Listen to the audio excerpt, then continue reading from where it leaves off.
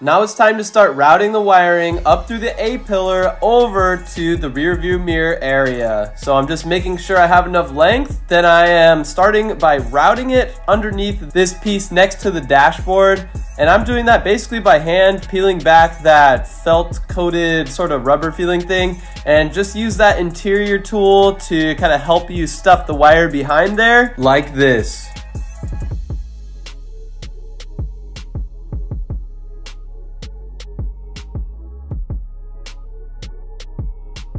And you're going to continue doing that until you get to about a third of the way up the A-pillar. Now it's time to remove the interior A-pillar trim. Start by popping off those little covers on the O-crap handle and get yourself a 10mm socket to remove the bolts that go in there. Once the handle is out, start working your way along the edges with the interior removal tool that Wolfbox provides, and start stuffing the wire in. An important note, you will see your side curtain airbag in here. You want to route the wire so that it won't interfere with the operation of the airbag. This may seem obvious, but I definitely want to make that note in here. Route the wire behind everything that would deploy in case of an accident. Then start routing the wire underneath the headliner to make its way towards the rear view mirror area. As you can see, I have everything routed now, and the end of the USB-C wire is hanging near the stock rear view mirror.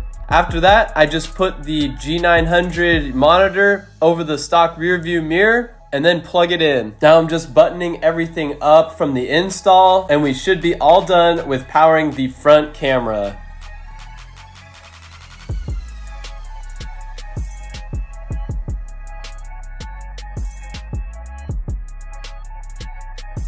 And one day I'll find a cleaner way to route that wire to the switch panel, but that day is not today. So as you can see, we have a clean wiring install from the fuse panel up through the A-pillar over to the G900 unit. Let's see if it'll power on.